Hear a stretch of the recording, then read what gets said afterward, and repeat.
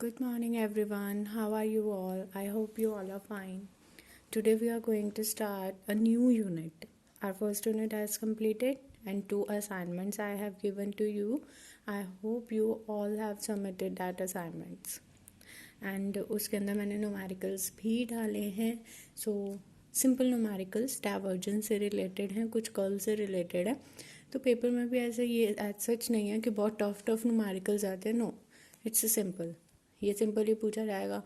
Prove that how it is a solenoidal, prove that how it is a lamellar, या non curl, या non irrotational, या irrotational, कुछ भी पूछा जाता है तो आपको उसके अकॉर्डिंग आंसर देना है. सॉलिनॉइडल के लिए क्या करना है आपको? प्रूफ डॉट प्रोडक्ट और cross product, that depends. Okay, वो अब आपको आंसर करना है मेरे को. Now we are going to start on unit 2. Unit 2 is magnetism. ठीक है, पहले हमने पढ़ा इलेक्ट्रिसिटी, जिसमें हमने पढ़ा इलेक्ट्रोस्टैटिक्स. इलेक्ट्रोस्टैटिक्स में हमने पढ़ा इलेक्ट्रिसिटी, इलेक्ट्रिक फील्ड पढ़ी थी. अब हम पढ़ रहे हैं मैग्नेटिज्म. इसमें हम पढ़ेंगे मैग्नेटिक फील्ड. इलेक्ट्रिक फील्ड क्या थी? स्पेस अराउंड अ चार्ज और space around a charge carrying a current. ठीक है ना, sorry, space around a charge या influence of the charge in which electric field is present. और जितने एरिया में इलेक्ट्रिक फील्ड हमें इन्फ्लुएंस हो रही है उसको हम क्या बोल रहे थे? Electric field. ठीक है, अब हम मैग्नेटिक फील्ड की बात कर रहे हैं. सबसे पहले ये माइंड में बात डाल लो, जहाँ मैग्नेटिक फील्ड होती है वहाँ करंट होती ही होती है. जहाँ मैग्नेटिक फील्ड है वहाँ करंट होगी. तो magnetic field is what? The space around a magnet or a current carrying conductor within which its magnetic influence can be observed is called magnetic field. Magnetic field क्या है? Space around a magnet or a current carrying conductor जिसके आसपास जहाँ तक magnetic field influence हो रही है, observed हो रही है, उसे हम क्या बोल रहे हैं? Magnetic field. उस space को हम क्या बोल रहे हैं? Magnetic field. Now magnetic lines of inductions. Magnetic lines of induction that is B vector. इसे B vector से हम denote करते हैं. मैग्नेटिक फील्ड्स को हम मैग्नेटिक इंडक्शन भी बोलते हैं. It gives the direction and magnitude of magnetic field. ये हमें मैग्नेटिक फील्ड की डायरेक्शन और मैग्नीट्यूड देता है. इसकी जो डायरेक्शन है is given by the tangent drawn to the line of induction at that point. हर पॉइंट से टेंजेंट निकलेगा, जितने टेंजेंट निकलेंगे उतनी उसकी डायरेक्शंस होंगी. Okay okay. Now next topic is magnetic flux φm. Flux क्या होती है? फ्लक्स इज इलेक्ट्रिक फ्लक्स भी पढ़ी है हमने पिछले चैप्टर में. ठीक है, electric flux is what? Number of lines crossing per unit area. Number of electric lines crossing per unit area. अब हमने क्या पढ़ना है? Magnetic flux. तो total number of magnetic lines of induction crossing a given surface या given area is known as magnetic flux. We consider, हमने क्या किया? इनफिनिटेसिमली स्मॉल एरिया एलिमेंट ले लिया ds. ठीक है, नॉर्मल टू विच हमने क्या कर दिया? एंगल बना दिया थीटा, जो कि डायरेक्शन दे रहा है of the line of induction. The number of lines of induction over that area is given by d phi m. d phi m is equal to b dot D s vector. Therefore total magnetic flux निकालने के लिए हम क्या करेंगे? इसकी integration. Integration का मतलब क्या होता है? समीशन. समीशन का मतलब क्या हो गया? सम ऑफ करना. ठीक है, तो हमें क्या करना है? हमने तो छोटा सा पार्टिकल कंसीडर किया है, स्मॉल एरिया एलिमेंट ds. उसके नॉर्मल में हमने एंगल थीटा ले लिया जो कि उसकी डायरेक्शन दे रहा है. तो ऐसे ही हमारे पास नंबर ऑफ लाइंस क्रॉस कर रही है इसमें से. तो हमने मान लिया कि d phi number of lines magnetic line crossing पर given a surface is known as magnetic flux ना, and magnetic flux is denoted by phi m. तो हमने यहाँ लिख दिया d phi m is equal to b dot ds. Total magnetic flux निकालनी है, इसकी इंटीग्रेशन कर देंगे. Integrating both side, integration differentiation cancel, तो d phi m का हमारे पास क्या आ जाएगा? phi m, और यहाँ हो जाएगा surface integral b dot ds vector. ठीक है, ओके. सरफेस इंटीग्रल आ गया ना, क्योंकि यहाँ ds था, ds के अक्रॉस इंटीग्रेट हो रहा है, तो डी सरफेस इंटीग्रल आ गया. Surface integral is double, line integral is single, and volume integral is triple. Very good. Next is special cases. Case 1. Case 1 क्या है? If magnetic field b vector points in a direction normal to ds vector.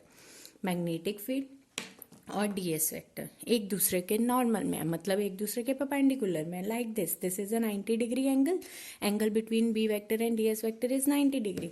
ठीक है, तो dot हटाते हैं तो क्या आएगा, डॉट हटाएंगे तो cos थीटा। ठीक है, थीटा की जगह क्या पुट कर रहे हैं, 90, cos 90 0, तो we get 0, flux is 0।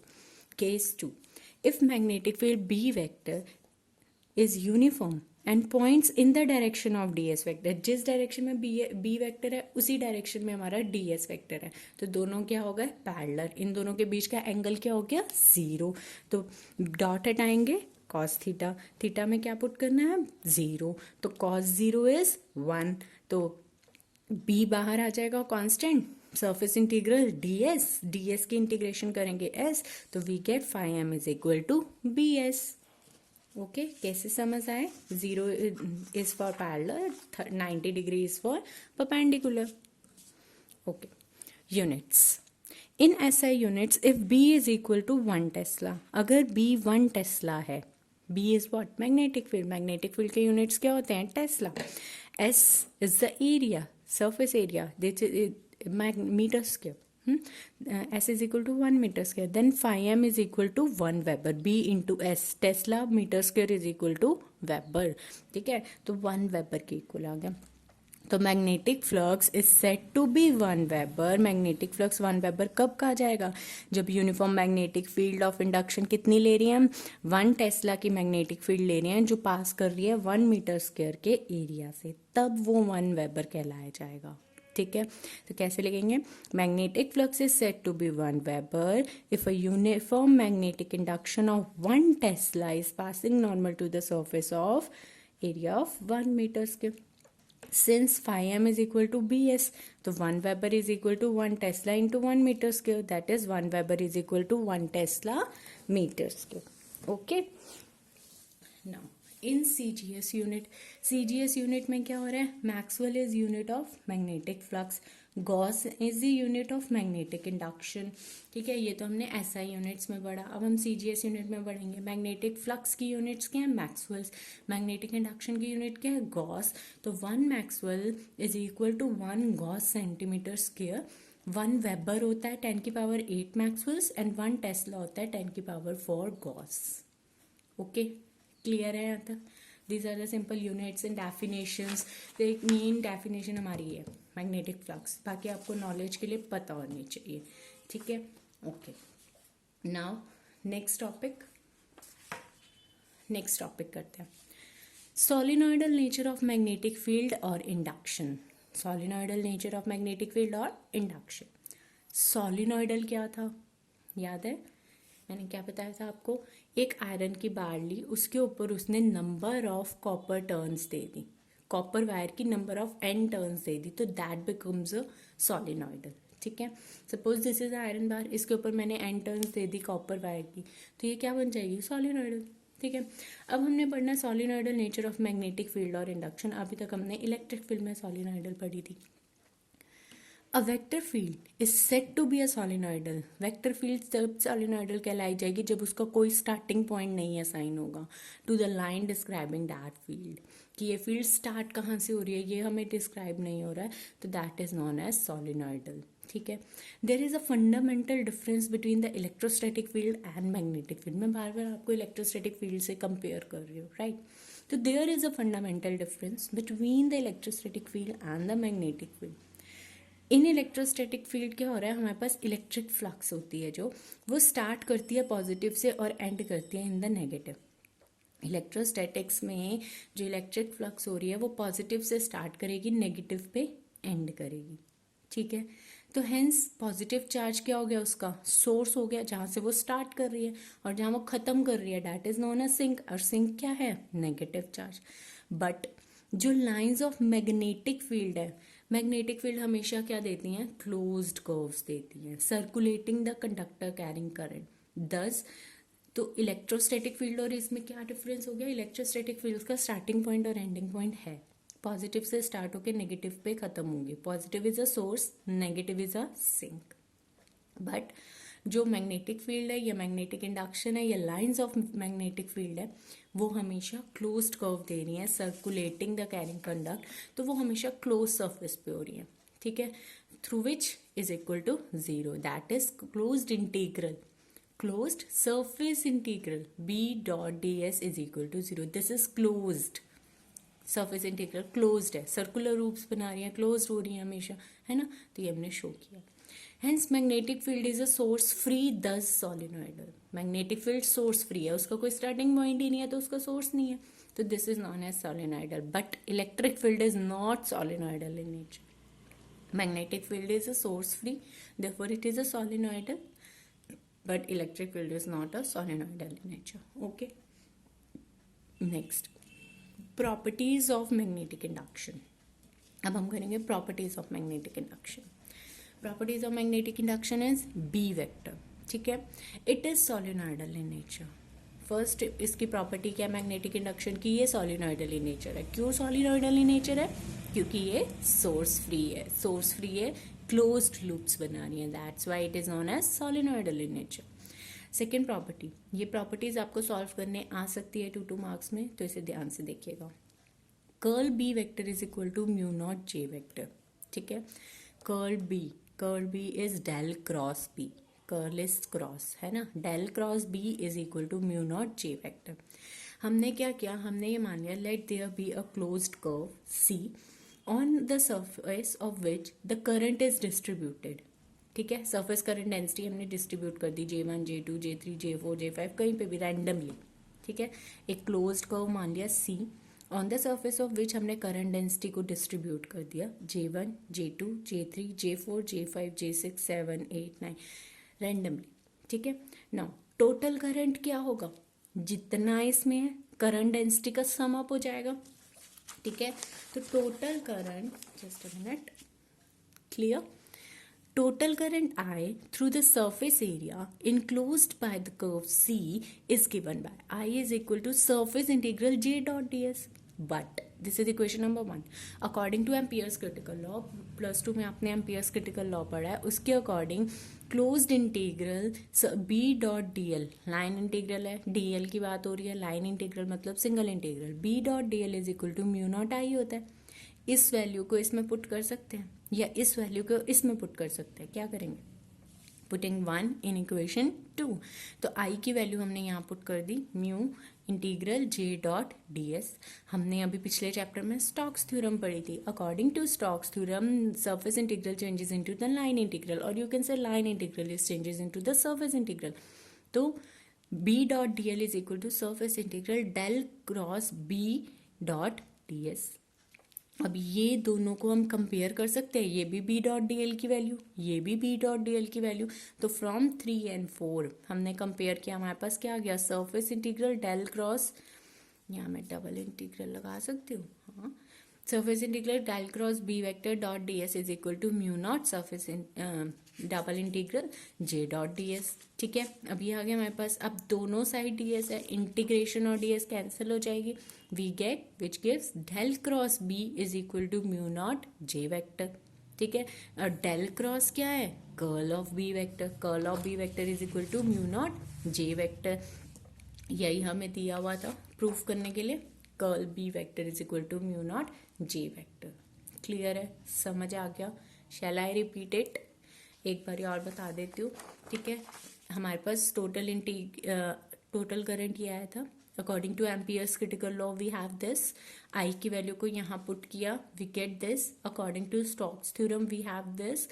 Comparing 3 and 4, ये दोनों इक्वेशंस को कंपेयर करेंगे, we get this. Surface integral है, दोनों साइड कैंसिल आउट हो जाएगा, we get del cross B is equal to mu naught J, ठीक है. और del cross B is what, that is a curl. तो curl B vector is equal to mu naught J. यही हमें prove करना था. This is our second property of magnetic field, ठीक है. नाउ एक छोटा सा question, comparison between electrostatic and magnetostatic. Electrostatic E, magnetostatic B vector. Electrostatic के अंदर क्या होता है, line integral of a closed path, ठीक है, is equal to the zero, E dot D L vector is equal to zero. This implies कि ये हमेशा कंजर्वेटिव फील्ड है। कंजर्वेटिव फील्ड कौन सी होती है?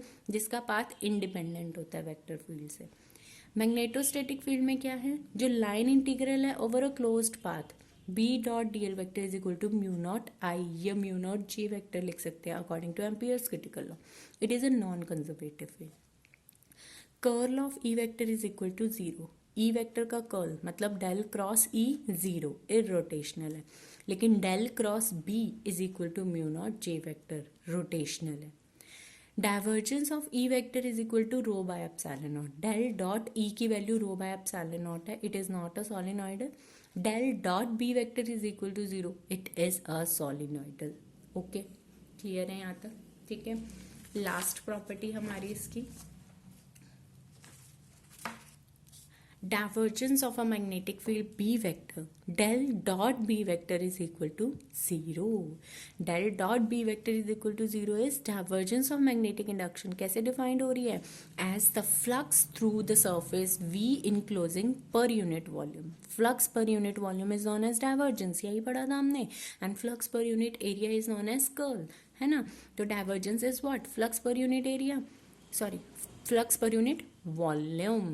Curl is flux per unit area. तो divergence B is equal to limit V approaches to zero flux upon V. Flux की जगह क्या आ जाएगी? Summation S B dot ds vector. Magnetic flux.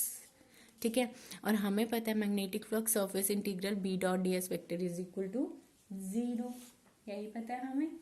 ठीक है, तो बिकॉज जो लाइन है of B vector are closed curves and do not have any source, उनके पास वो क्लोज्ड कर्व है, उनके पास कोई सोर्स नहीं है, तो वो क्लोज सरफेस में ही रहती हैं, तो वो जीरो होगा।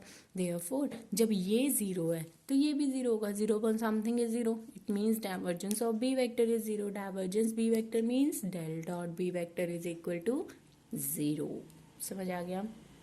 Divergence of magnetic induction del dot B vector is equal to zero. ये आपको ऐसे भी पूछा जाता है, proof curl of a B vector is equal to mu naught J vector. ये divergence of a magnetic induction को प्रूव करो डायरेक्ट। ठीक है, तो कंफ्यूज नहीं होना है, करना यही है। Divergence is what? Del dot. Curl is what? Del cross. ठीक है, तो डाइवर्जेंस ऑफ मैग्नेटिक इंडक्शन कहेगा तो del dot B. Del dot B क्या होता है ये आपको पता होना चाहिए, you have to learn this कि डेल डॉट बी जीरो होता है। डेल डॉट ई क्या होता है? Rho by epsilon naught. ठीक है, हमने डिफरेंस कर लिया, उसमें हमें कम क्लियर हो जाएगा। आई होप आपको ये समझ आया और आप लोग अच्छे से इसे प्रिपेयर करेंगे। मैं आपको कोई ज़्यादा काम नहीं करा रही हूँ, कोई ज़्यादा मतलब एक साथ इतना सारा नहीं करा रही हूँ, बिल्कुल थोड़ा थोड़ा। तो आई होप कि आप लोग इसे अच्छे से प्रिपेयर कर रहे होंगे अपने पेपर को, इलेक्ट्रिसिटी वाले पेपर को। ठीक है, फिर भी आपको if you have any doubt you can ask me before 2:30। Thank you.